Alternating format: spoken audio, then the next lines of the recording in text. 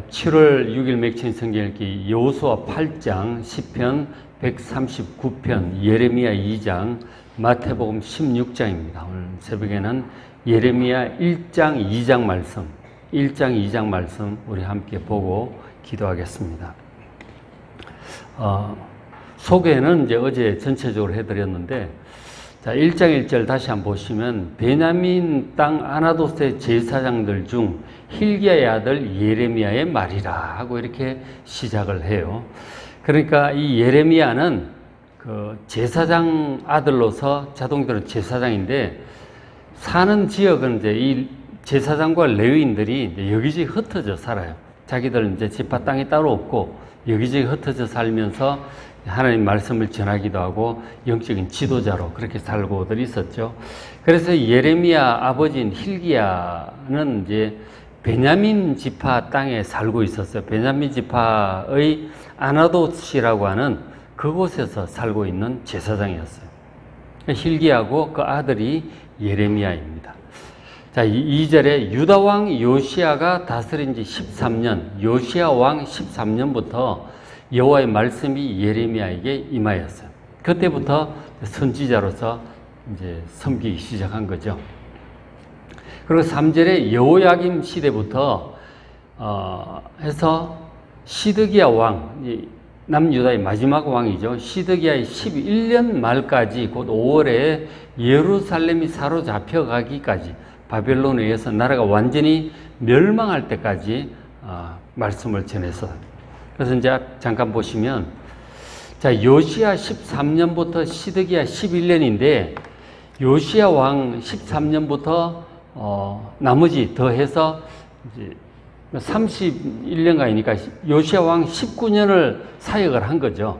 그죠? 요시야 왕 전체적으로 32년간 다스렸는데 앞에 13년부터 했으니까 요시야 왕 19년간 사역을 했고, 그 다음에 이어지는 요시야 왕 죽고 나서 그다음 아들 여호아스 일찍 몇 달 못하고 이제 끌려가요. 그 다음에 여호야김 한 11년 정도 하고, 그럼 여호야김도 몇 달 못하고 또 끌려가요. 그리고 시드기야도 한 11년 정도 가까이 해요. 그래서 이제 전체적으로 22년간 해서 합하면은 19, 22 합하면은 41년간 사역을 하게 되는 거죠. 상당히 길게 선지자로 말씀을 전한, 30살부터 했다고 치면은 한 71세까지 말씀을 전했다고 볼 수 있는 거죠. 그래서 연도로 보면 시드기야 요시야 13년에 BC 627년, 그리고 이제 시드기야 11년은 BC 586년이니까 BC 586년이 남유다가 멸망하던 해예요. 그게 BC 586년. 그래서 41년 동안 하나님의 말씀을 전했어요. 그 전한 내용들을 이제 예레미야서에 기록을 한 거죠. 이것이 이제 52장까지 아주 긴 내용, 자세한 내용을 기록을 하고 있어요. 그러니까 저 요시야 왕이 죽고, 그 다음에 여호아스, 여호야김 시대가, 이것은 이제 남유다의 그야말로 말기죠. 마지막 시기의 그 왕들입니다. 유다의 이 우상 숭배 그리고 불순종, 이런 유다의 죄가 그야말로 극에 달한 것이죠. 정말 관영해서 하나님께서 정말 진노하셨어요. 회개하지 아니하고 계속 이렇게 가면 나라가 멸망할 수밖에 없다. 그래서 예레미야 선지자에게 막 이런저런 말씀을 하시고 보여주세요. 그래서 백성들에게 전하는데, 그러니까 예레미야 선지자의 입장은 지금 나라의 멸망을 막아보려고 하는 거예요. 하나님의 이 죄 때문에 진노하셨고 빨리 회개해야 이 재앙이 물러갈 것이다. 멸망하지 않을 것이다. 회개하라고 그렇게 안타깝게 외치는 것이, 하나님 진노하셨다. 멸망이 가까웠다. 회개하라고 그렇게 외친 것이죠. 예레미야가 하나님께 직접 말씀을 받고 전하고 했으니 얼마나 이제 영적으로 깊이가 있고 능력 있는 선지자였겠어요. 근데 듣질 않습니다. 나라의 멸망을 막아보려고 그렇게 해서는 선지자 이 말을 듣질 않아요. 결국 나라가 멸망을 하고 말아요. 41년간 외쳤지만 어떻게 보면 사역이 실패로 돌아간 거예요. 얼마나 안타까웠겠어요. 그리고는 결국 2차, 3차 쳐들어오면서 나라가 완전히 멸망하고 왕도 비참하게 그렇게 죽고 눈도 뽑히고 막 그러잖아요. 다 죽고 왕자들도 죽고 그런 일을 당하고 맙니다. 그 나라가 멸망하고 그 혼란의 와중 불타고 죽고 끌려가는 그런 것들을 예레미야 선지자가 전부 이제 목격을 하게 되죠. 한가운데 있게 되는 거예요. 그래서 결국 예레미야는 뭐 남은 세력들 있잖아요. 남아있는 세력들이 우왕좌왕 하다가 죽고 죽이고 막 이러다가 결국 예레미야는 애굽으로 같이 끌려가요. 일부 그 남유다 포로들 중에 애굽으로 갈 때 예레미야를 데리고 가요. 그곳에 가서 죽는 것으로 그렇게 이제 되죠. 어쨌든 선지자의 노력에도 불구하고 멸망을 피할 수 없어서 멸망을 하게 되는 거예요. 나라가 멸망하고 한 시대가 완전히 이제 멸망하고 끝이 납니다. 한 시대의 종말인 것이죠. 예수님께서 다시 오시고 역사의 종말이 오겠죠. 그에 관한 예언이 이제 요한계시록인데 결국 이제 종말은 오는 거예요. 온다니까요. 그러니까 지금 남유다의 이 종말도 그 앞에 이사야 선지자도 종말에 관한 얘기를 했어요. 바벨론 얘기도 하고 종말에 관한 얘기도 하고 여러 선지자들이 그런 얘기를 했죠. 근데 이사야 선지자는 예레미야보다 한 100년 전이잖아요. 근데 지금은 이제 100년 지나서 예레미야 시대가 되었고 정말 하나님께서 임박했다고 또 외치는 거죠. 근데 백성들이 듣질 않아요. 뭐 이사야도 그랬고 미가도 그랬고 뭐 호세아도 그랬고 다 그랬다는 거예요. 근데 뭐 종말이 오겠어? 뭐 다 하는 얘기지. 지금도 이제 예수님 다시 오신다. 7인의 환란, 7나팔의 환란, 7대접의 환란, 대환란, 예수님의 재림 그런 얘기를 계속 해왔죠. 오래 전부터 그랬는데 뭐 그런 날이 오겠어? 그리고 이제 멀찌감치 생각을 하는 것이죠. 예레미야 시대 때도 그랬던 거예요. 뭐 바벨론 뭐 종말 얘기를 했지만 듣지를 않는 거예요. 뭐 다들 그랬다는 거예요. 근데 예레미야가 정말 안타깝게 외쳤죠. 41년을 외쳤는데 41년은 짧은 세월이 아니에요. 뭐 초장부터 그러더니 뭐 10년, 20년, 30년 아무리 그래도 뭐 종말은 무슨 종말? 그럼 계속 자기 길로 가는 거예요. 듣질 않습니다. 근데 진짜로 온 거예요. 예레미야 시대는 진짜로 왔다니까요. 예레미야가 젊어서 한 30세부터 사역을 시작했다고 했을 때 71세에 드디어 온 거예요. 예수님이 여러분 반드시 오십니다. 세상에 죄악이 가득해지고 하나님을 합심하여 함께 대적하고 결국 예수님 직접 오셔야 해결이 될 그런 상황이 되면 오시는 거예요. 적그리스도가 나타나고 사람들 전부 그걸 따라서 하나님을 대적하고 예수님을 대적하면 결국 예수님 직접 오셔서 하시게 되는 거예요. 멸망이 온다니까요. 그런 의미에서 이 예레미야서는 종말론인 것이죠. 요한계시록과 함께 종말론인 거예요. 그렇죠? 자, 그래서 오늘 1장, 2장 말씀 좀 몇 군데 잠깐 보겠습니다. 하나님께서 예레미야에게 처음 이제 말씀을 하실 때 환상을 보여주셨어요. 두 가지가 있는데 한 가지를 보겠습니다. 1장 13절에 그 앞에 살구나무 환상이 있었고 두 번째 이 환상이에요. 여호와의 말씀이 다시 내게 임하니라 이르시되 네가 무엇을 보느냐?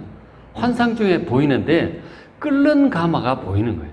펄펄 끓는 가마가 보이는데 그 윗면이 북쪽에서부터 기울어져 있는 거예요. 북쪽에서부터 예레미야를 향해서 이 끓는 가마가 기울어져 있어요. 아직 완전히 기울어지지 않아요.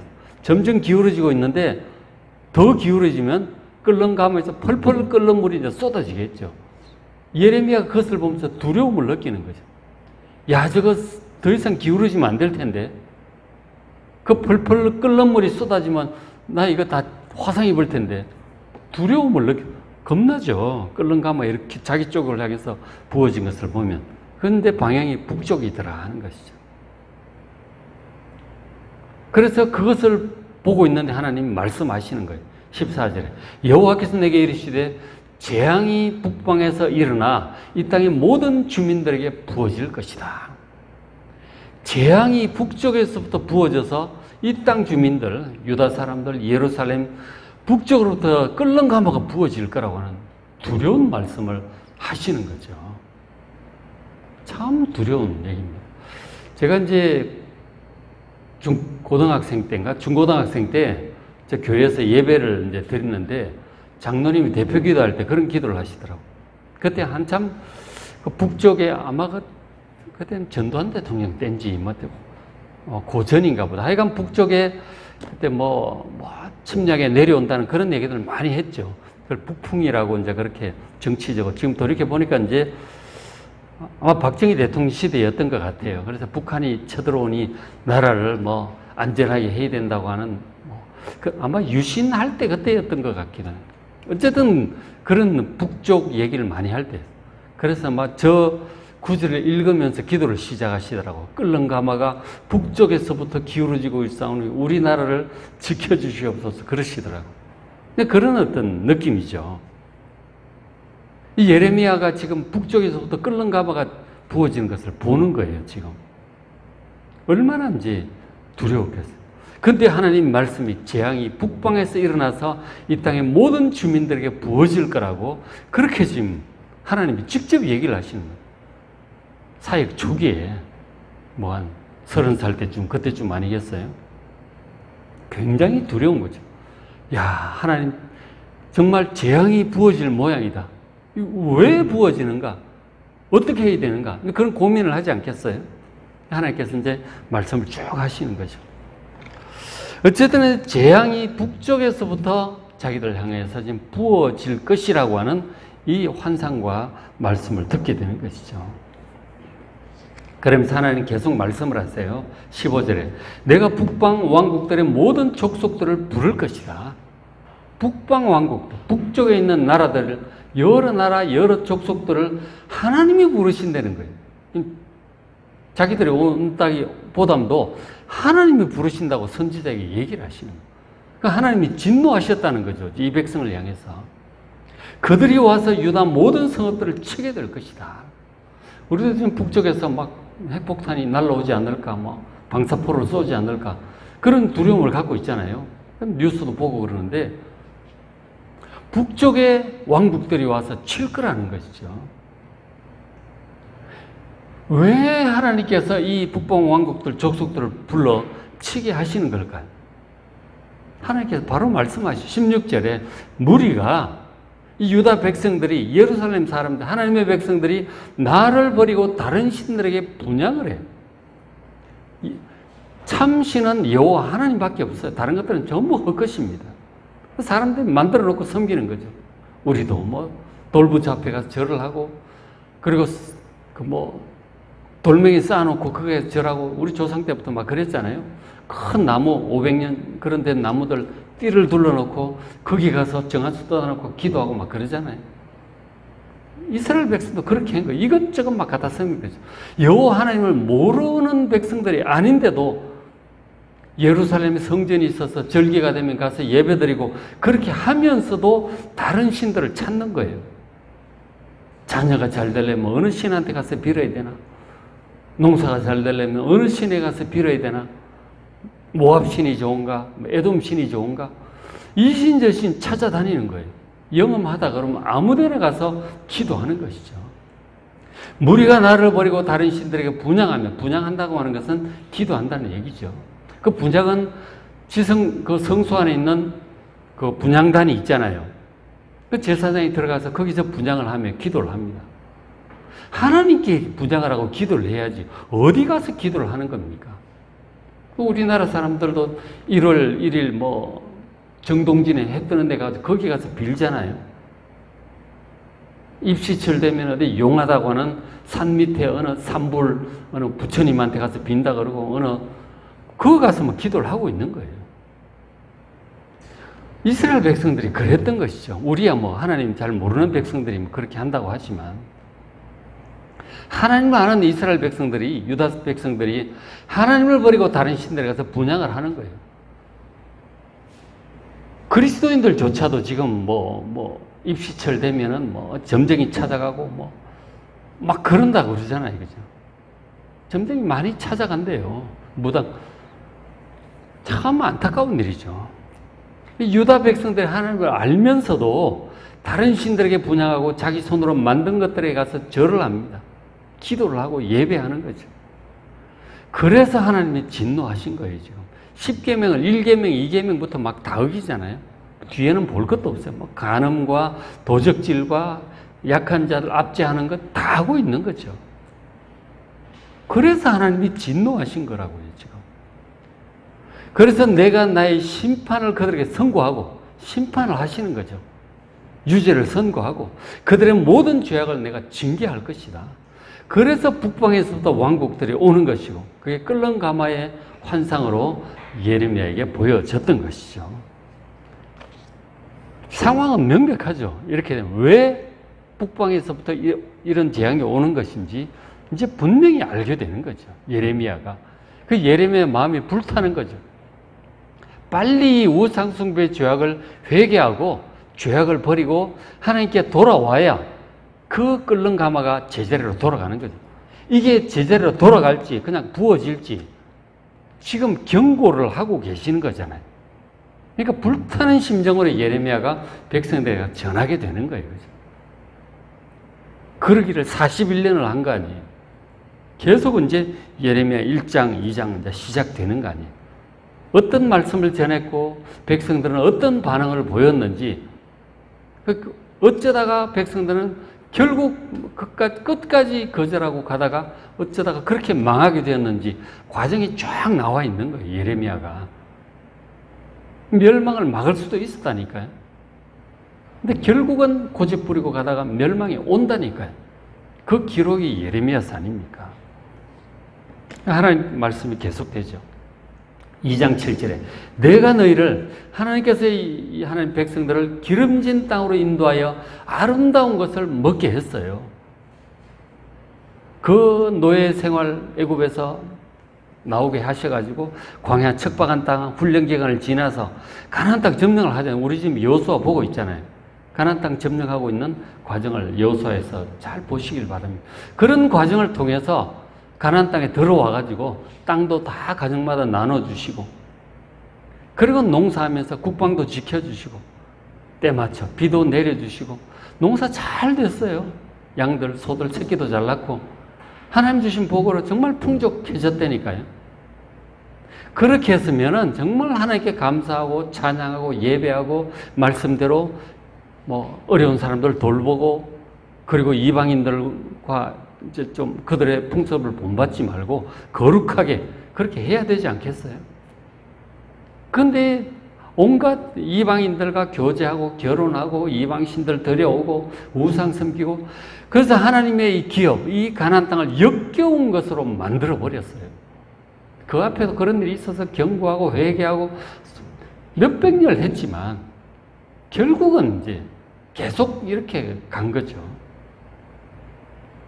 그리고 또 뿐만 아니라 이 지도자들, 영적인 지도자들의 상태가 이제 어땠는지 8절에 보시면 이 제사장들, 하나님께 가장 가까이에서 예배드리고 하는 사람들이잖아요. 성직자들이 여호와께서 어디 계시냐 말하지 않습니다. 하나님을 찾질 않아요. 그리고 율법을 다룬 자들, 이 성경 전문가들이죠. 신학자들이라고 할 수 있겠죠. 성경을 필사도 하고 관리하고 하는 사람들이죠. 그런 사람은 하나님을 알지 못합니다. 성경 글자로는 알지만 하나님의 마음도 그 뜻도 섭리도 계획도 알지를 못해요. 아주 표면적인 그 율법적인 그런 것만 딱 붙잡혀 있어요. 하나님의 마음을 알지 못해요. 그리고 선지자들, 하나님의 말씀을 전하는 자들이잖아요. 이 사람들은 여호와 하나님이 아니라 바알의 이름으로 예언합니다. 이 바알은 풍요의 신이에요. 번영의 신입니다. 어떻게 하면 복을 받고 성공할 것인가를 가르쳐주는 그런 신들이다. 지금도 사실 교회에서 하나님의 말씀을 전하기보다 어떻게 하면 복 받고 성공할 수 있느냐를 전하는 사람들이, 목사님들이 많죠. 그게 바알의 이름으로 예언하는 거예요. 그런 것들을 성도들은 듣고 어떻게 하면 성공하고 어떻게 하면 복을 받을까? 그 길을 따라가는 거예요. 하나님 말씀을 그걸 얘기하는 게 아니잖아요. 영원한 구원을 말씀하시는 거라고요. 구원엔 관심도 없고 어떻게 성공하고 복되고 뭐 가정이 행복하고 마음은 평안하고 건강하게 이 땅에서 잘 살 것인가? 그 얘기만 하는 거예요. 하나님은 예수님도 오셔서 하나님의 나라를 말씀하셨고 천국을 말씀하시고 영생과 구원을 말씀하셨는데 거기에는 관심이 없고 이 땅에서 성공하고 이 땅에서 건강하고 자녀들 잘 되고 마음이 평안하고 복락을 누리다가 평안하게 이렇게 살아가는 그 얘기만 하는 거예요. 그게 바알의 이름으로 예언하는 것이란 말이에요. 구원을 보셔야죠. 천국을 보시고 하나님의 나라를 바라보는 여러분 되시길 바랍니다. 모든 성직자들이 지금 저렇게 하고 있다고 하는 거예요. 그 백성들은 그저 이 땅에서 잘 살 그 생각만 하고 어느 신이 뭘 해야 성공, 영험하냐 그렇게 하고 있는 것이죠. 그래서 이제 2장 13절 내 백성이 두 가지 악을 행한 것이다 하는 거죠. 많은 악을 행하였는데 딱 두 가지로 간추려서 영적으로 요약을 할 때 곧 그들이 생수에 거는 데는 나를 버렸다 하는 거죠. 이 생수, 참된 만족감, 이것은 하나님께로부터만 나와요. 생수의 근은 하나님이십니다. 그런데 하나님을 버리고 사람들이 이 생수를 얻기 위해서, 참된 만족을 얻기 위해서 스스로 웅덩이를 팠다고 하잖아요. 스스로 웅덩이, 하나님께 기도하면, 하나님과 동행하면 생수를 그냥 마실 수 있어요. 생수는 하나님께로부터만 흘러나옵니다. 하나님의 보좌로부터 생수가 흘러나온다고 하잖아요. 요한계시록에. 지금도 마찬가지예요. 그 사마리아 수가성 여인이 예수님께 물들어 왔다가 낮에 예수님 만나자. 내가 하나님의 선물을 주러 왔다. 한 번 마시면 영원히 목마르지 않는 샘물이다. 그렇게 말씀하시잖아요. 생수는 하나님께로부터 예수님께로부터만 나옵니다. 신앙생활 잘하고 말씀 읽고 기도하고 하나님과 동행해야 참된 만족감이 있는 삶을 살아갈 수 있습니다. 물론 세상은 광야지만 우리 속에 샘물이 있는 거예요. 생수의 근원은 오직 하나님이십니다. 그런데 하나님을 찾지 않고 스스로 웅덩이를 파고 뭔가 물을, 생수를 모아보려고 노력하는 것이죠. 돈을 벌여야 되나, 몸을 잘 가꿔야 되나, 뭐를, 취미생활을 잘 해봐야 되나, 어디서 참된 만족을 얻을까? 스스로 웅덩이를 파고 노력을 합니다. 근데 하나님이 보시니까 그것은 그 물을 가두지 못할 터진 웅덩이들이라고 하는 것이죠. 모아봤자 다 새 나가요. 그러니 무슨 참된 만족이 있겠습니까? 그렇게 살고 있다고 하는 거예요. 그래서 불행한 것이죠. 그리고 또 이스라엘 백성들, 하나님 백성들이 이렇게 하고 있잖아요. 2장 18절에 네가 시홀의 물을 마시려고 애굽으로 가는 길이 있으면 어찌 됩니까? 시홀의 물은 나일강을 얘기합니다. 그 관주를 보면 나와 있죠. 애굽의 문화에, 애굽의 어떤 거기에 만족감이 있을 거라고 생각하고 애굽을 자꾸 쫓아다니는 것이죠. 그리고 네가 그 강물, 즉은 관주 보시면 유프라테스 강이에요. 아수르, 바벨론 이쪽을 얘기하는 거죠. 그 가나안 땅, 이제 이스라엘 중간에 그 서남쪽으로 가면 애굽이고 동북쪽으로 가면은 이제 유프라테스 강, 그 메소포타미아 쪽이잖아요. 양대 문명이에요. 어떤 종류의 세상 문명들을 얘기하는 것이죠. 세상으로부터 뭔가 만족감을 얻기 위해서 가는 것이죠. 이제 실제적으로는 이제 친애굽파, 친바벨론파, 그래가지고 유다 안에서도 막 그렇게 하고 있었던 거죠. 세상에 어디에 뭔가 힘 있는 유력한 자들, 그것으로부터 뭔가 안전과 성공과 만족을 얻을 수 있다고 생각해서 그것들을 찾아다닌다고 하는 것이죠. 이 생수는 하나님께만 있는 거예요. 시올의 물, 유프라테스 강물, 거기에 있는 게 아니라고요. 하나님을 버리고 다른 것을 쫓아다니는 이 악이죠. 19절에 너희 악이 너를 징계하겠고 네 반역이 너를 책망할 것이다. 그 하나님을 버리고 세상을 따라가는, 육신을 따라가는 그것이, 그 악이, 그 우상 숭배로도 나타나고 그렇게 하는 거죠. 네 악이 너를 징계하겠고 네 반역이 하나님을 거역하고 반역하는 것이 너를 책망할 것이다. 그것 때문에 북방으로부터 끓는 물이 부어지고 있는 거예요. 그러니 네 하나님 여호와를 버림, 하나님을 버린 것, 그리고 네 손에 나를, 네 속에 나를 경외함이 없는 것, 하나님을 경외하지 않아요. 신경 쓰지 않아요. 말씀을 들을 생각도 안 해요. 하나님을 두려워하면 그 말씀에 귀를 기울이게 되어 있죠. 그리고 그 말씀대로 살게 되어 있는 거예요. 경외하지 않으니까 하나님 말씀 듣지도 않고 그냥 육신적으로 세상적으로 가는 것이죠. 그것이 악이고 고통이다 하는 거예요.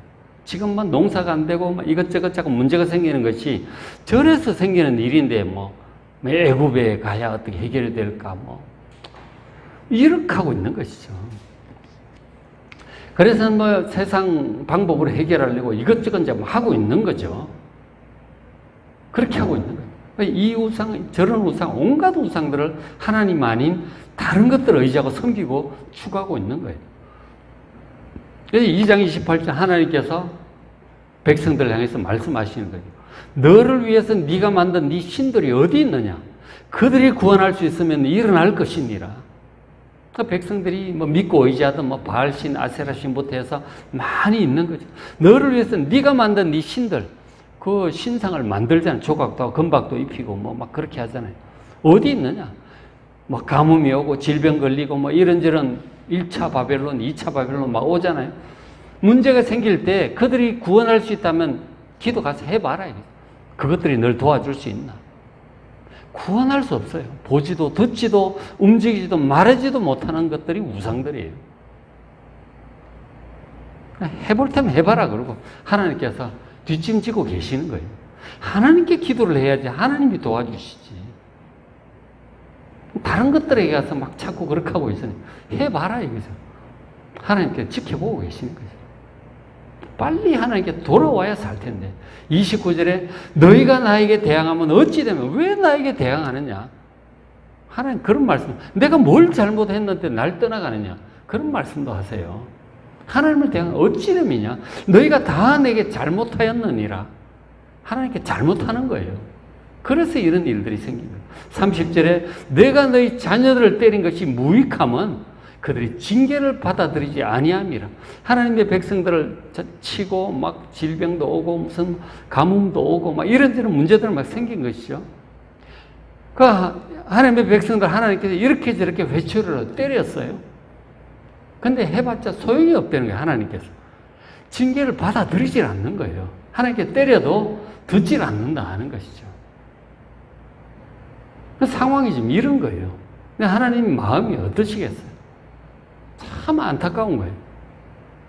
왜 이런 일이 생겼는지 하나님 지금 예레미야 선지자에게 말씀을 명백히 하시죠. 참 다른 것들을 의지하고 하나님께 대항하고 하나님께 다 잘못하고 있는 것이죠.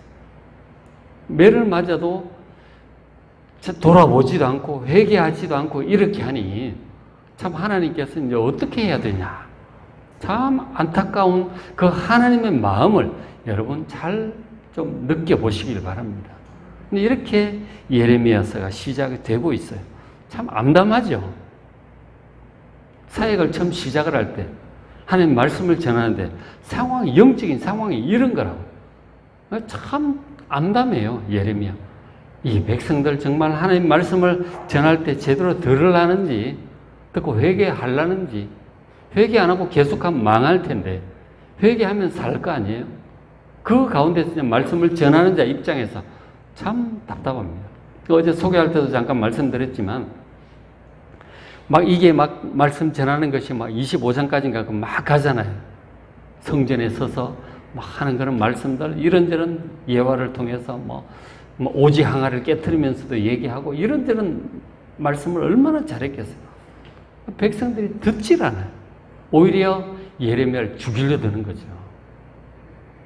회개하고 하나님께 돌아와야 살 텐데 회개하지 않고 그 말씀을 전하는 예레미야 듣기 싫다고 죽이려고 들면 망하겠다는 얘기잖아요. 그런 상황이 계속이 되는 거예요. 중간에선 예레미야는 정말 안타깝습니다. 이거 어떻게 해야 될까? 참 하나님의 답답함, 하나님 마음이 이러니 참 때려도 안 되고 어떻게 해야 되냐는 거죠. 그 전하고 있는 예레미야의 안타까움, 죽이려는 이 사람들, 이런 파노라마라고 해야 될까요? 이런 것들을 결국은 멸망으로 가게 되는 이런 것들이 이제 예레미야서 전체 분위기예요. 한 장 한 장 잘 읽어보시길 바랍니다. 하나님 마음도 느껴보시고, 선지자의 마음도 좀 느껴보시고, 하나님의 뜻도 좀 깨달으시고, 하나님의 뜻을 따라 바른 길로 정말 살 길, 축복의 길, 영생의 길로 달려가는 여러분 되시길 바랍니다.